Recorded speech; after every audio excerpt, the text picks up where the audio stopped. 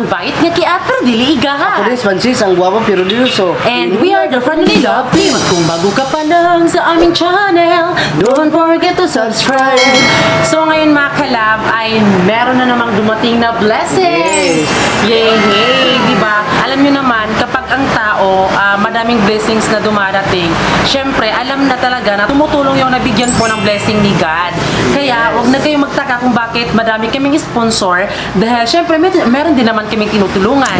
Hindi lang namin pinapakita, baka sabihin na naman nagpapasikat lang kami. Oh, ayan. So, syempre, ang nagpadala ay si Sir Butch. Thank you po, sir. So, siya po yung nagpadala sa atin ng pangbili po ng color roof. Din syempre ngayon ay nagpadala na naman siya para sa gutter and then sa Nipa. Yes, sa Nipa mga kalab. Din syempre, sobrang happy namin dahil hindi namin in-expect na may blessings na naman kaming natatanggap. So ngayon mga kalab, ay pupunta na tayo doon sa Kabadbaran City para makabili na po ng gutter at sa Nipa. So ngayon ay kasama po natin si Mama Injay and then si Papa Boboy. So makikita nyo po sila mamaya. So let's go!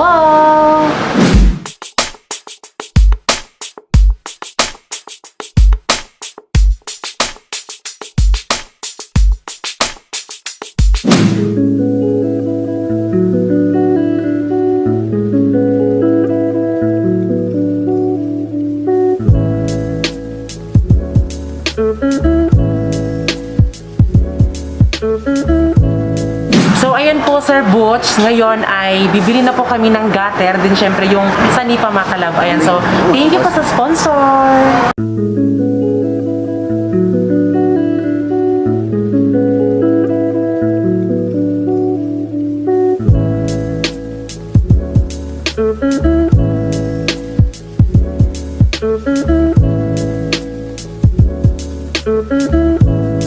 So ayan mga kalab, andito na po tayo. At din syempre mga kalab ay tapos na pong yung ating gather din sa Nipa. Sila lang po yung gumawa mga kalab, so napaka-amazing. Hindi lang namin siya pinakita sa inyo dahil meron kasi kaming nilakad. Tignan nyo po mga kalab, ito na po talaga yung... So ngayon ko lang din nalaman mga kalab, ito pala yung gutter, di ba? At siyempre, ito din yung sa Nipa, mga kalab. Yes, sa Nipa mga kalab. Then Para syempre, makumpleto na yung ating bubong. so yung sa amin kasi, binagay kasi namin siya sa YouTube. Yes, color po ng YouTube. Kaya bale, ito po yung sa ilalim mga kalab. Sa ilalim ng putik. Oh, yun. Binagay ho namin siya. Pero nabili po namin siya dito sa GL Homes mga kalab. So, punta kayo dito. Nagpapasalamat kami sa kanila kasi diba, orada-orada talaga yung paggawa nila dito sa GL Homes. At syempre, pinatawad ho nila kami. Yay! So, thank you po sa GL Homes. Matatagpuan po siya sa Purok 3, Mabini, Kabadbaran City. Yay! So, thank you po sa kanila. Ayan, so ngayon mga kalab ay kakarga na po ito sa ating tricycle ni Papa.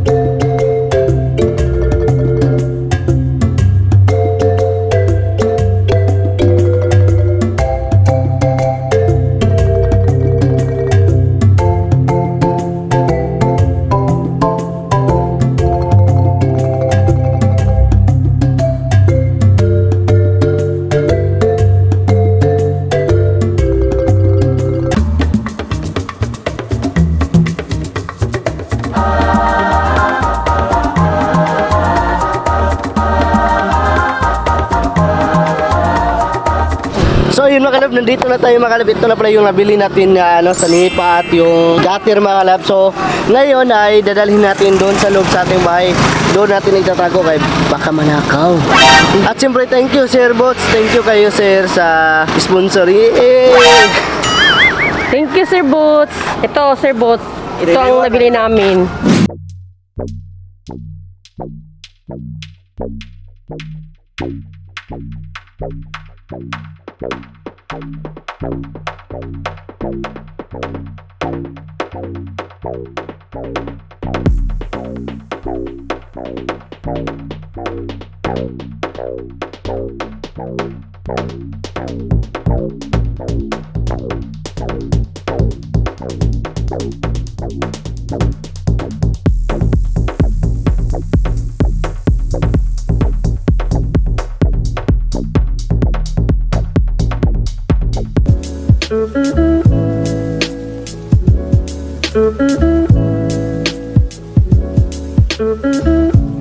Baby Francis! Yes, baby! Yan! So ngayon mga kalabayan, dito na naman tayo sa aming bahay! Yehey! And then syempre kung napapansin nyo, ay walang nagtatrabaho. Dahil Nagpa-stop na kami sa pagpatatrabaho mga kalab kasi wala ng budget. Yes. Of course. So, magpapatrabaho na naman tayo kapag nakasahod na tayo Yes. sa YouTube and then sa Facebook. Dahil natapos po yung kanilang paglagay ng color roof, dahil din po kay Sir Butch ay binigyan tayo ng pera para bumili ng gutter at sanipa. Wow! It's very nice, di ba? Ngayon ay bigla ang house tour sa aming bahay kahit hindi pa man natapos dahil ang sadya namin ay ipakita sa inyo kung ano na ang kanilang natapos. So ayun ngayon mga kalab, let's go para ipakita ko kayo sa ating bahay. So let's go! So ngayon mga kalab ay uunahin namin na ipapakita sa inyo ang labas sa aming bahay. Ito na pa yung sa harap sa aming bahay mga kalab. Meron po tayong dalawang bintana. Ayan pong isa. At ito naman yung voltahan namin mga kalab. At na-finishing na siya mga kalab, oh. Tignan nyo kung gaano kaganda yung aming bahay. Kaya ang bubong din mga kalab ay natapos na din. Ayan na po. Kung napapansin nyo mga kalab ay hindi pa namin nalagyan ng gutter mga kalab kasi naubusan kami ng budget. Sana naman may budget para tuloy-tuloy yung ating pagpagawa sa ating gutter. Diyan mga kalab ay hindi pa natapos. Alam ninyo mga kalab, wala na talaga. Pero huwag kayo mag-alala mga kalab. Lalagyan din namin ng simento yan sa itaas para maisara na talaga. So ngayon ay dito tayo sa kilid sa ating babuyan mga kalab.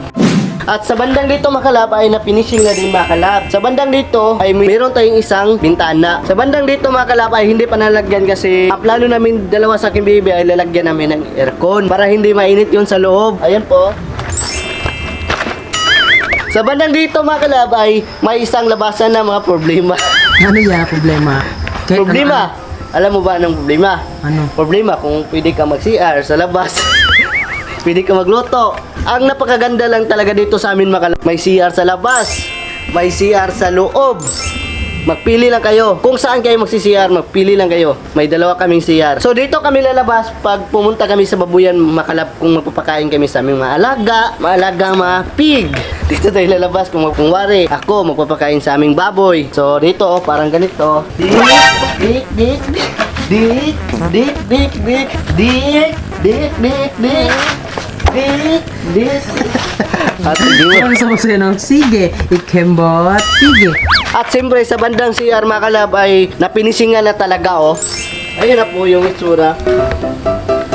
Ayan. Sa bandang likuran naman mga kalab ay ito na yung itsura ay hindi pa natapos. Ayan po, ito din. Tignan nyo. Ay hindi pa napinisingan. Sa bandang dito mga kalab ay kung nakikita nyo mga kalab ay lalagyan namin ng aircon na maliit.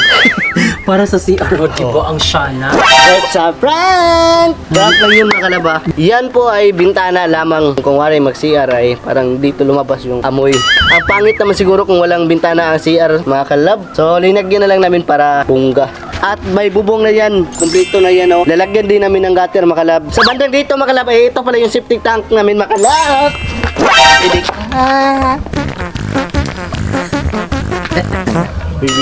Iwan. Sa bandang dito mga kalab ay hindi pa na-finishingan. Sa bandang dito din, hindi pa. Ito yung sinasabi namin sa inyo mga kalab nga gagawin sana namin ng dirty kitchen. Pero gagawin na lang namin ng kwarto mga kalab, half siguro kahoy. Guest room mga kalab kumbaga. Diba kasi mga kalab wala kaming kwarto mga kalab kasi pag pumunta yung mama ko, pamili sa aking baby mga kalab. So dito natin sila pahigain.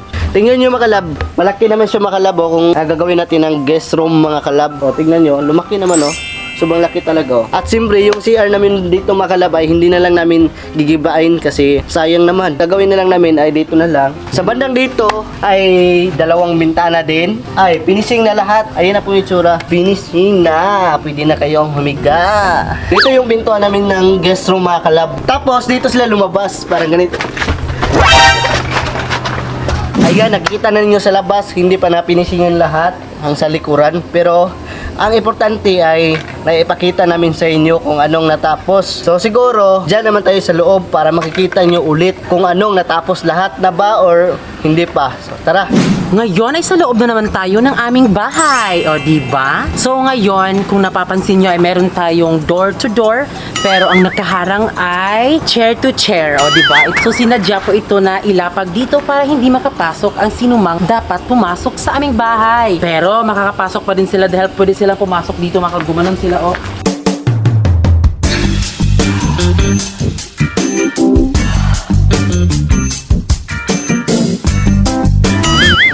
Diba? So ngayon mga kalab, pasok po kayo sa aming mumunting bahay ni Francis. So ayan, nandito na tayo sa loob ng aming bahay. Yes, halata naman talaga na. So syempre, kung napapansin nyo ay meron tayo ditong breaker. So dito po natin ilalagay yung mga breaker na maliliit. So hindi po siya natapos dahil hindi pa kami nagpalagay ng kuryente. Dahil meron kaming kuryente dito mga kalab. Ito na. Ito ay temporary lang po. Meron tayo ditong mga switch. Ayan, din syempre, dito din pala ilalagay yung, kunwari kung may saksakan ka, dito kasi sa amin ay madami kasi kaming nilagay ng mga saksakan. Kunwari kung gusto kang mag-change ng kung saan ka uupo, dyan magano ng mga cellphone, mag-charge kahit ano pa man, kung ano bang i-charge mo, pwede din po yung sarili mo kung pagod na pagod ka na, pero dapat laban lang. Actually sa loob talaga ay na-finishing na talaga siya. So dito, sa bandang dito, ay finishing na. Diba, nagpa-games kami na kung ano na ang nagbago sa loob ng bahay namin. Meron hong nanalo pero hindi ho siya nag-message sa amin. Charan! So ito po ang nagbago sa loob ng aming bahay. Diba, madami ang nagsuggest. Ang dami nagkakagulo sa comment section kung bakit nilagyan namin ng bintana. Dahil daw, bawal daw yun. Kaya tinakpan na lang namin. So dito ay finishing na din. O, diba? Then syempre kung nakikita nyo po sa taas mga kalab, ay lalagyan ho namin ng kesame pero hindi pa nagawa. Siguro, flooring muna kami makala bago kami maglagay ng kesame. So, ito po ang aming counter bar. So, dito ka mag-iinom-inom. Pero yung iinumin mga kalab ay hindi alak, kundi tubig at langis. So, dito tayo mga kalab, meron po siyang saksakan ng kuryente. Kunwari kung gusto nyo mag-charge. Ang daming nag-comment na dapat daw dito yung aming pintuan.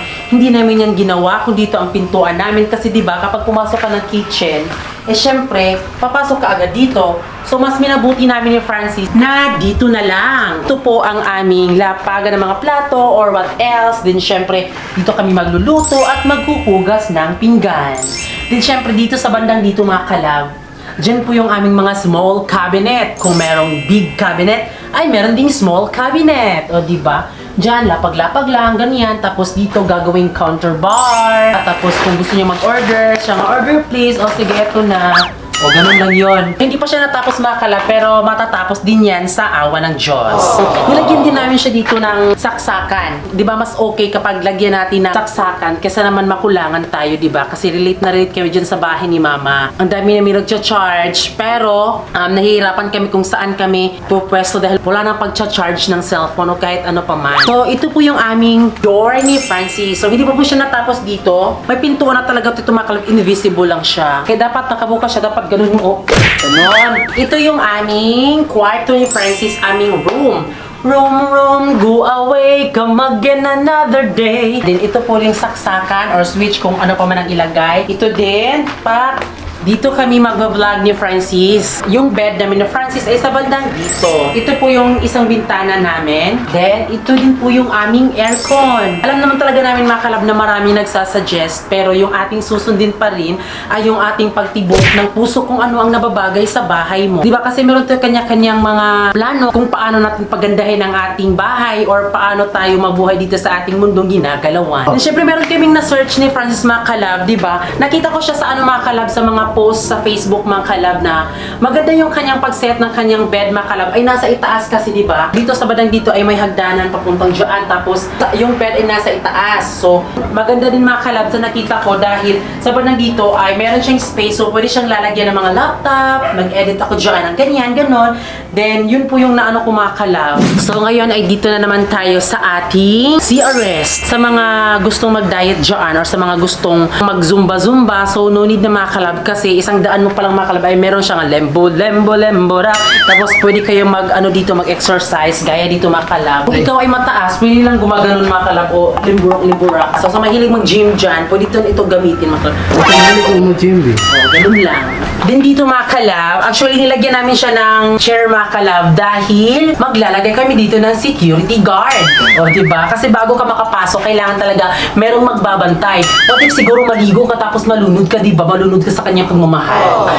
Guard, tapos na po akong magpupo o bibigyan ka ni guard ng tissue. Tapos kung gusto mo ng shampoo, bibigyan ka din ganyan. So diba? Maganda dito sa amin. Gaya na sabi namin ni Francis, diba? Kasi kaya namin siya nilagyan ng bintana kasi lalagyan namin siya ng aircon or hotcon. Tapos kung dito si guard, nainis na si guard sa sobrang init, i-ano niya lang yung doon ang aircon. So kaya po malaki yung aming CR dahil dito po ang magpupup.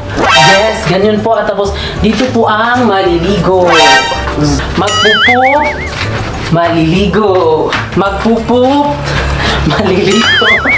Then syempre sa taas po mga kalab, hindi pa siya nalagyan. Nakulangan po. Diyan po mga kalab ay sinadya namin kasi kapag hindi kami nakabayad ng tubig kapag umuulan, syempre diyan na po agos yung mga ulan. So ayan, tapos na po tayo sa ating house tour. Yes, bigla ang house tour sa ating bahay.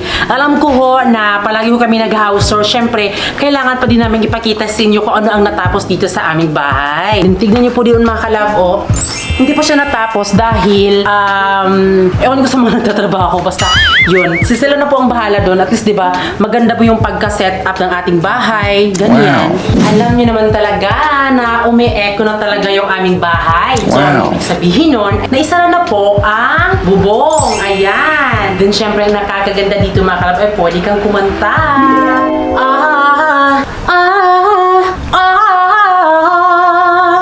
Hello, can you hear me?